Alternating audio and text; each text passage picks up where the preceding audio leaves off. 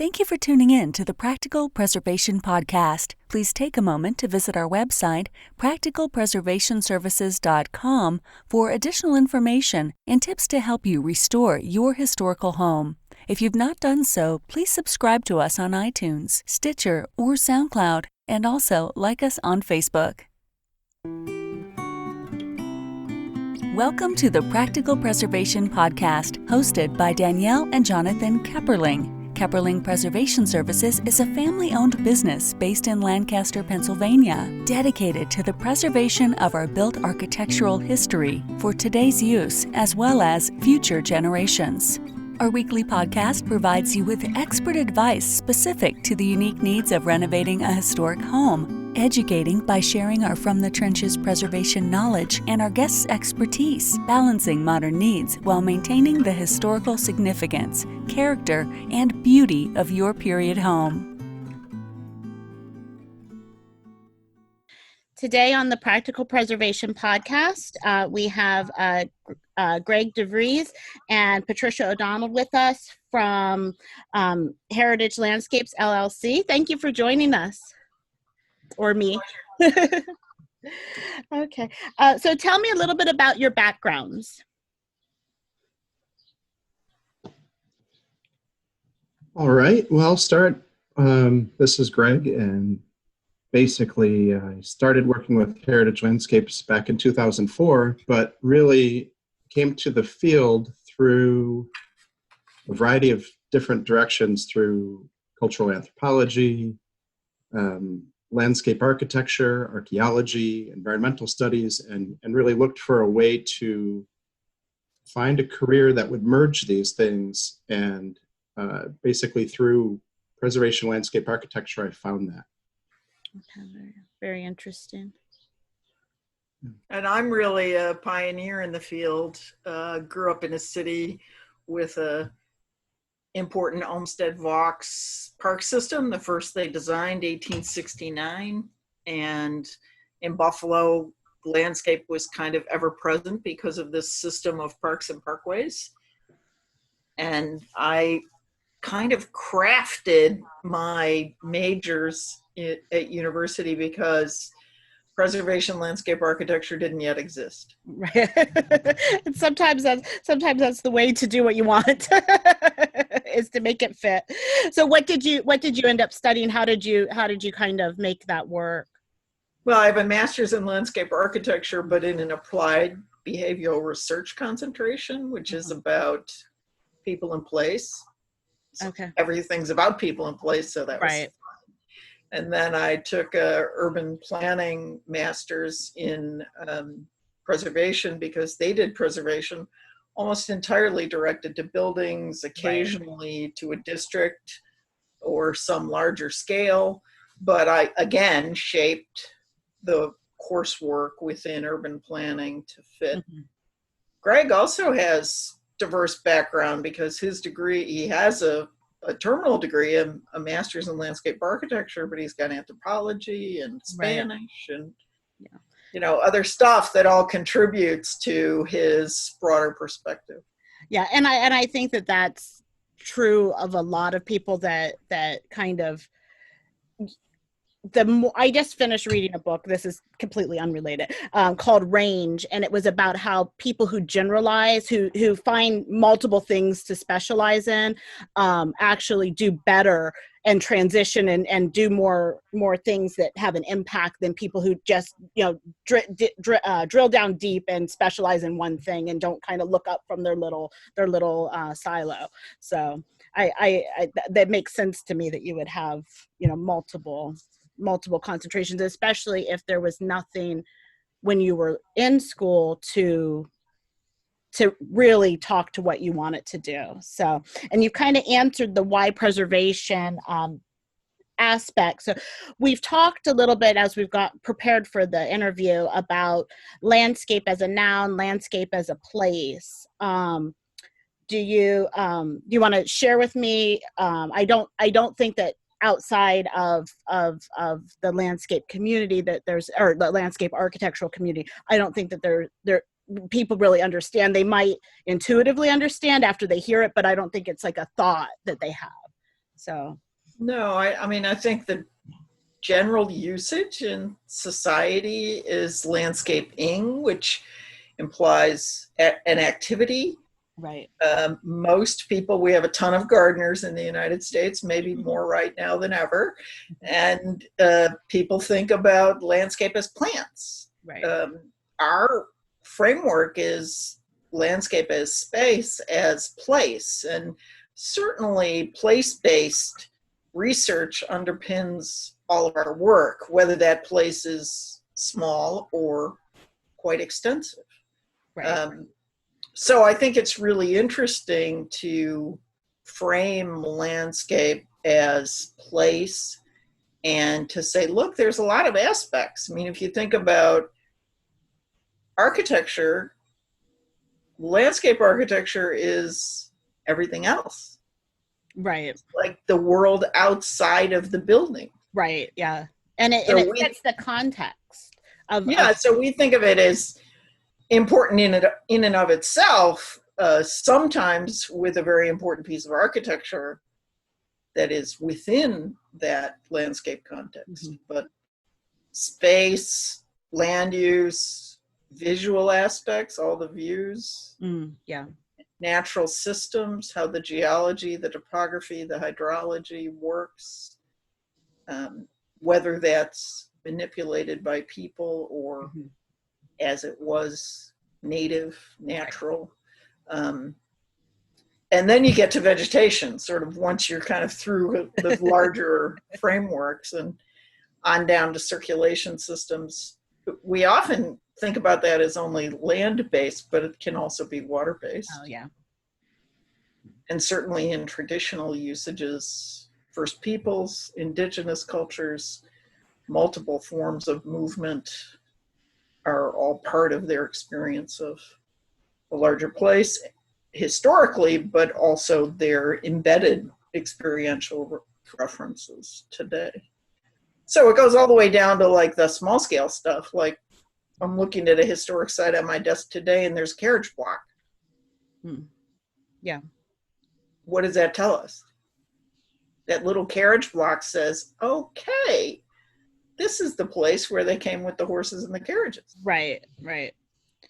And sometimes those clues stay even after the building and everything else have gone. I know we have a field close to our house that has at the corner, it bothers me because the mower keeps hitting it. Not our mower, but there's like billboards at that corner and in the field, and there's like it was a marker for, I don't know if it was like a mileage marker or something, but there's like an old stone marker there at the corner of that field. And then the mower hits it and it gets me upset. But you know, those it's completely out of context now, but it's a clue as to what was there before. Yeah, certainly. Yeah. I think when you get down to the level of kind of the interaction of people in place, you have things like, I'm just thinking of vegetation of, let's say, wild rice, and the way that wild rice or certain plants that occupy a landscape come to exist is oftentimes through harvesting and through the active use of that kind of place. So orange groves, or, you know, you could think of it in a lot of different ways, especially with these kind of cultivated crops, but they may appear to be wild, but or somewhat permanent in a sense, but really it's through the interaction with people over time that they come to be and that they're maintained. Right. Yeah, that makes sense to me. And so do you when you're going in and looking at a property, is there usually do you have the understanding of what, like, how do you develop a plan? And I know that wasn't on our list. I'm just curious. Is it like, are the things already there? Or do you use historical documents? All of the above, really. Okay. I think it's the beginning with good documentation, looking for what's available, as well as getting your feet muddy, finding out what's there, speaking with other people. Usually places have caretakers. Right. So long-term residents of a neighborhood, or all the different various, the world of the digital world is great, especially now, to be able to access information repositories that help you develop the background information that then go in toward informing what the actual plan would be based on whatever the program elements would need to be. Okay, very good. So we often create what we call period plans. I was going to add, that was kind of a follow-up question that I was thinking about. Do you take it back to a certain time period rather than, or, to match, or is that a... Well, I said plans plural because oftentimes there's more than one period of evolution in a property. Right. And the other thing that's important is understanding significance. So we've had projects where there was a debate about significance. We worked on Elizabeth Ney's Museum, Formosa in Austin, Texas. Interesting small property, developed first in the late 1890s on a creek, sort of at what was the edge of town, now a very nice neighborhood, all grown up. Right. But the important era, the reason why that place is historically valued and stewarded by the city of Austin is Elizabeth Ney, Right. the sculptress from Bavaria who did some very important sculptures, including Stephen Austin, the one that stands in the Capitol at Washington, who provided statuary from Texas to the World Columbian Exposition, who was also a transcendentalist and is credited with bringing arts and the arts education to Texas. So, that's why this place is important. She also happened to love native plants and treated her place like, the edge of a prairie, which is kind of what it was, and brought in a few exotic things like banana plants because she lived with them in some tropical place beforehand. Right. So very interesting relationships there. There was a later era when garden clubs saved the property, made a bunch of changes to it, and our judgment on that was that those changes didn't contribute to the significance. Right. Yeah. And I know that we get into that with buildings too, so it makes sense that you would do that with as you're looking at the landscape. Is it the period of significance, and then also the changes that have been made? Do are you going to take it all the way back to the original, or do you honor those changes as something that that tells the story of the property? And it really does depend on if it's tied to one person or not. If it's, and I'm assuming that's probably how you approach that too. For one event. I mean, right. Yeah. At Woodstock, 3 days in August, 1969. Yeah. Yeah. And do you? But there isn't always a answer that says take it back to an earlier time. Right. Right. I think one of the things that the general public doesn't get about preservation is that is not really the primary motive. No. The primary motive is respect what you inherit. Right. And maintain it. And well, first respect it and say, okay, this is the stuff we inherited from these important things that happened here in the past. Right. Yeah. And maybe help people to understand it better. We do a fair amount of work with wayfinding and interpretation.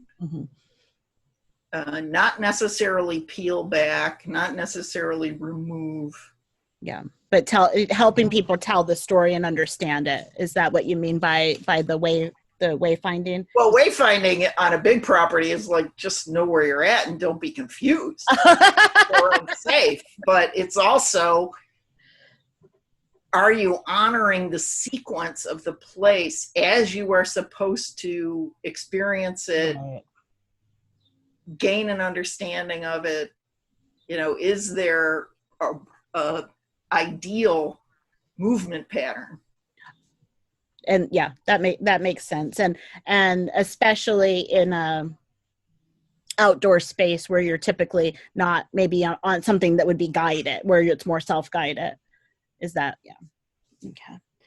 Definitely. Yeah. So I know that we've talked a little bit about your projects, and we'll get more into those a little more, but is your primary service then landscape architecture, or do you have other services? Well, I would say preservation landscape architecture is pretty broad. Okay.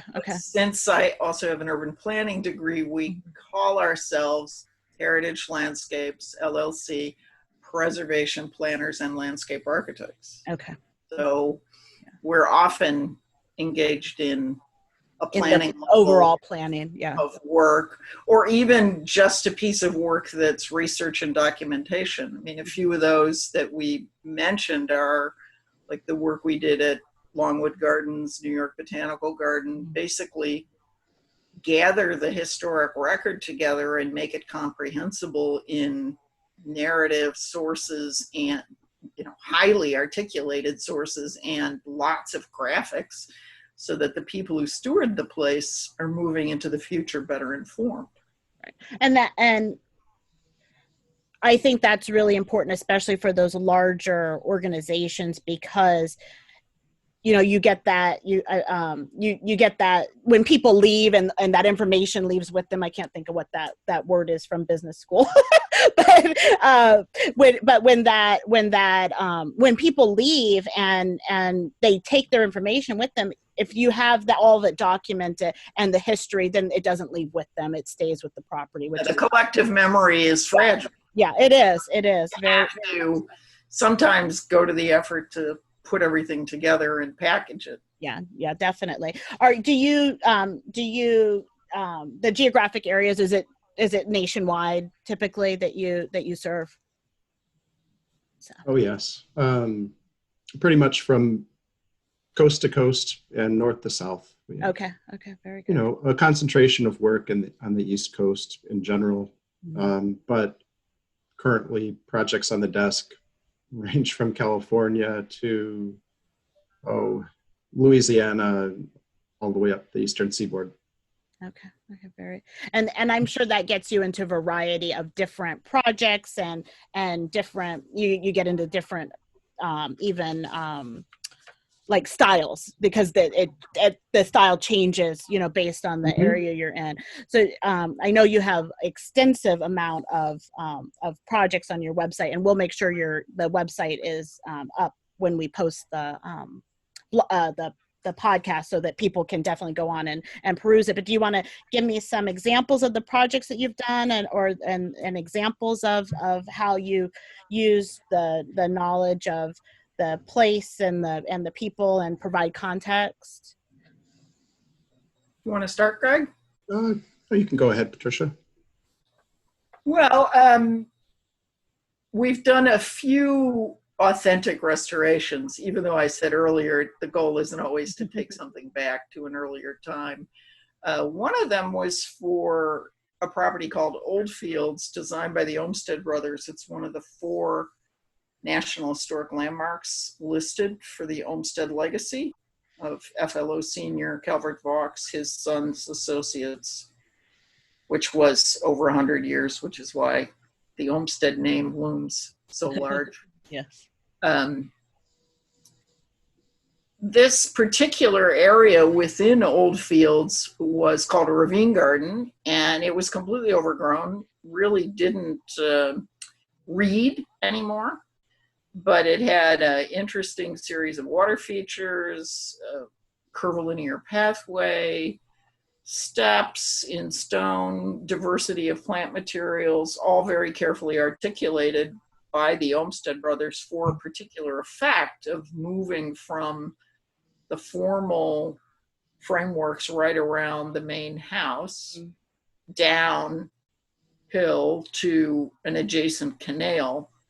The gentleman who hired the Olmsteds was the owner of the canal company. Okay. So it's 27-acre property, but this 2-acre garden was a critical experiential element. Right. And we did a very modest initial report that just said, look, we understand what this place was. It was created by master design team, landscape architects from the Olmsted brothers. And it's completely gone. You have a choice. You can steward what you've got, but parts of it are unsafe today. So you have to Right. deal with your safety issues, trees that are not in good shape, steps that are falling apart, water features that don't work. Their decision was that it should be essentially reconstructed to the earlier period based on highly detailed documentation from the original designers. So in that case, we did a restoration, but Right. under the Secretary of Interior standards, that's called reconstruction, because the traces were there, but it really wasn't much there. It was rebuilt. Yeah. And that is what restoration is versus preservation. Yeah. So. And the dictum in preservation is you must have highly detailed documentation and limit your speculation. The same as it is when you're trying to do a precise museum quality building restoration. Right. And if you have those original documents, I'm sure that makes your job a little bit easier, because there is less guessing. You're not going in and kind of, I'm sure it's very similar to building restoration, where you go in and kind of unpeel the layers and kind of see what had been there, what you can see, especially if you have original documentation. Yeah, it's a good parallel. Yeah. So, I know that you've talked about the bigger like parks, like the city parks and things like that. Is that are there other projects that you wanted to highlight? Or maybe Greg, you could talk about Jackson Park for a minute, because that's very contemporary. That's an interesting kind of taking another term from the Secretary of the Interior, that it's a rehabilitation project. And Jackson Park, Olmsted designed park, original site for the Chicago World's Fair. Basically, the project took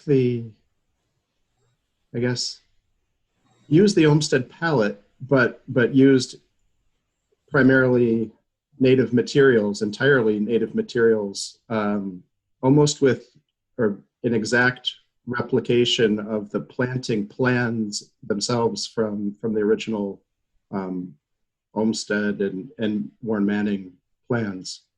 So this is, Jackson Park, part of the original South Parks for the city of Chicago, with the Midway Plaisance and Washington Park.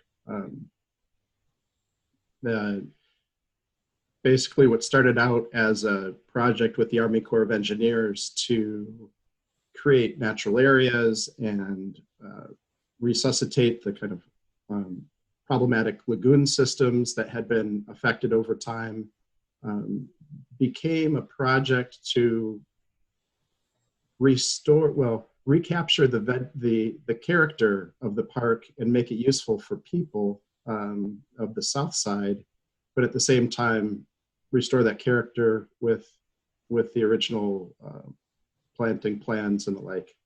Patricia, you want to add to that? So if we go back to our, what are the features of a landscape? Mm-hmm.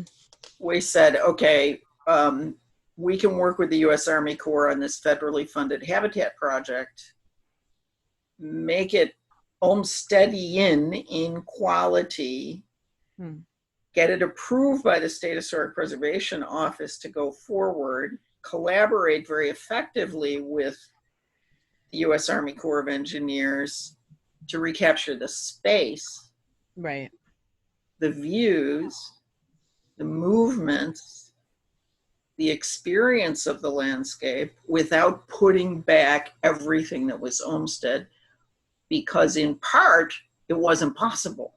There were changes in the 50s, there were changes in the 30s, there were changes in the 70s. Various changes wouldn't let us take this landscape to an earlier time. The other really cool fact about Jackson Park is it's probably the first U.S. brownfield project. Oh, really? because the Olmsted firm, after the World Columbian Exposition in 1895, was asked to redesign it as a park. And we found in doing the research that this was the first reference we'd ever seen to a soils plan, because there was over 200 buildings demolished. They didn't know if they had any soil.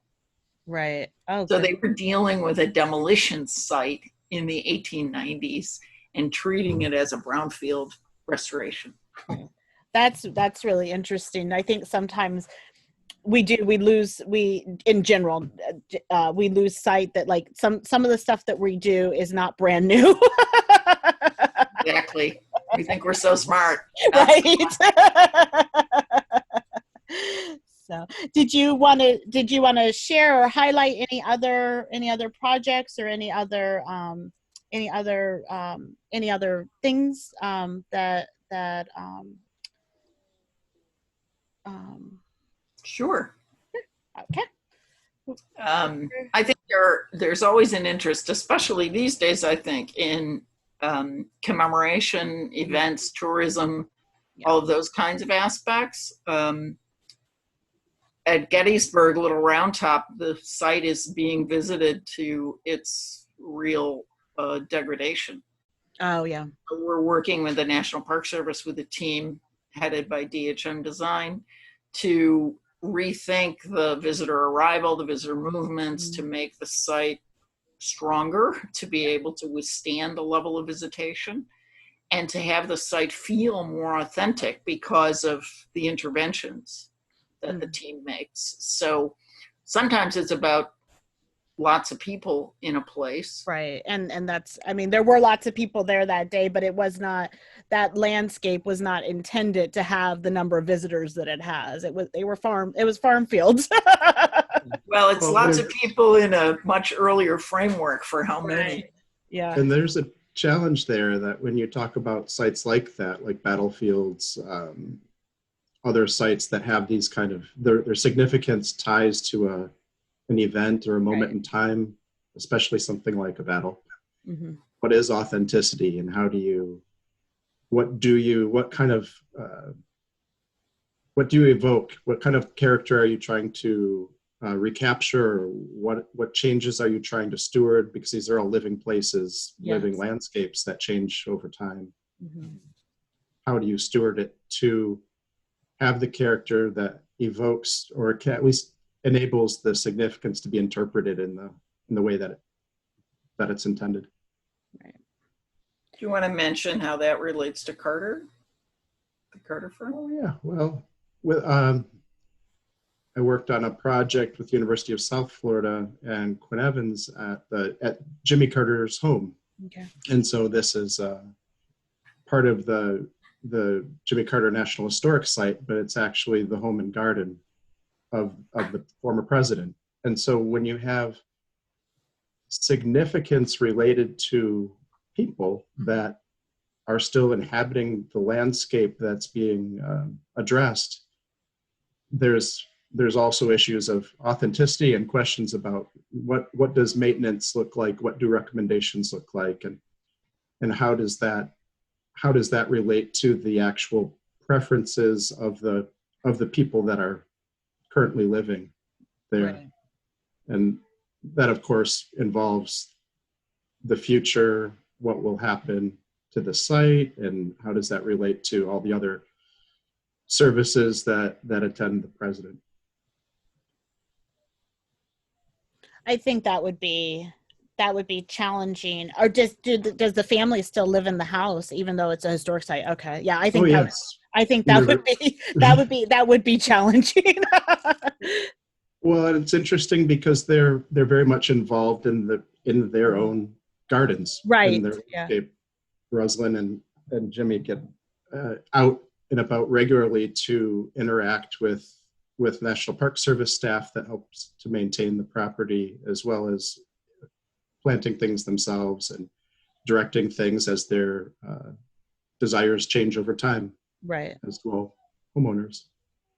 So it's not necessarily what people often think, that preservation looks at frozen places. Right. And I'm thinking that would they're be, untouchable. They don't. yeah. You can only look at them through the glass. I'm thinking that they probably have a little bit more latitude, but I know that on the preservation the National Park Service projects we've done, it takes a while to get any approval. So you can't just wake up in the morning and decide you want to do something. It's a long process. Yes. It's also documentation based, which is true. a very strong process and a very resilient process. Yeah. The work we're doing right now in Louisiana at the Cane River Creole is about Magnolia Plantation, one of the best examples of a southern plantation with the former quarters of the enslaved and then later tenant farms and shareholder farmers. And that's a legacy that needs to be communicated effectively. Right. And the work we're doing on the Cultural Landscape Report is giving them tools to move forward with framing projects and bringing changes to the site that will make the visitor experience stronger. Right. And I think for a long time, those stories weren't being told, and the story wasn't being told, and so therefore it probably wasn't seen as valuable or important to document those things. So now we have to go back and try to fill in those pieces. Well, we're always interested in presenting diversity and presenting inclusivity and looking at issues around the topic of justice these days. So, maybe we could introduce one more term, cultural landscapes. Okay. Every day, that's what we work with. In 1992, the World Heritage Committee approved the addition to the World Heritage List of cultural landscapes. So it was a new sort of property type. Right. The simple way to define it is the combined works of humanity and nature. So we take a place, we shape it, it becomes a cultural landscape. It still has, maybe it's geology, we've maybe changed the topography, we've altered the space, but it might still be on a bend in the river. All part of the larger picture. So I think one of the reasons we do this work, and we also do not only our consulting, we do what we call professional volunteer work for national and international organizations. So we work with ICOMOS and IFLA, the International Federation of Landscape Architects, and the International Council on Monuments and Sites. And through the ICOMOS connection, we help with the World Heritage process, both evaluating and reviewing and being of assistance on World Heritage sites, because just because they're listed doesn't mean they're all good. They, a lot of times, need technical expertise and help. But I think that our approach is that when we look at this at the global level, if we understand each other's values, we begin at least to understand cross-culturally those values, and we can develop a degree of mutual respect, we are fostering peace and harmony. Right. Yeah. I think it's a lot. I agree with you. I think that once you start to realize that you have more in common with people than differences, the things that would have caused you not to live in peace with them go away. Yeah. Yes, and I think that's really a helpful notion, because as we approach 2030, we continually bring in front of clients the United Nations Sustainable Development Goals 2030 agenda. And we say, look, in a place of heritage, you can still be sustainable. Right. You can actually be a model of sustainability because the carbon inputs of a past time are being retained. And you have a way forward that connects to a global agenda that, unbelievable in these times, nearly 200 countries agreed to. Right. And I think that that's also an important part of, I know that's something I try to do in our work, is to highlight that retaining what is already there is green, rather than building something new or throwing it all away. The things that you do can be green, and you can still have the energy efficiency or whatever else you need from that. So I would think that, working with nature and what was there before in your case would also, be a greener option than bringing in other types of landscape. Yeah, limit your interventions. Yeah. Do what's right. Don't do too much. Make sure things are safe, but think about sustainability. Yeah, definitely. Well, I really enjoyed our conversation today. Is there anything else that you wanted to share with us, or do you want to let us know how our listeners can contact you? I think, it's been a very fruitful conversation. Thanks for this. Well, Heritage Landscapes, we can all be reached at www.heritagelandscapes.com. And that's probably the best way. The best way. Okay. And I'll make sure that's on our site where we post the podcast also. And we have offices in Vermont and Connecticut, but as we mentioned, work quite widely. Okay. Thank you very much. Our pleasure. Thanks. Thank you. Thanks for listening to the Practical Preservation Podcast. The resources discussed during this episode are on our website at practicalpreservationservices.com/podcast. If you received value from this episode and know someone else that will get value from it as well, please share it with them. Join us next week for another episode of the Practical Preservation Podcast. For more information on restoring your historic home, visit practicalpreservationservices.com.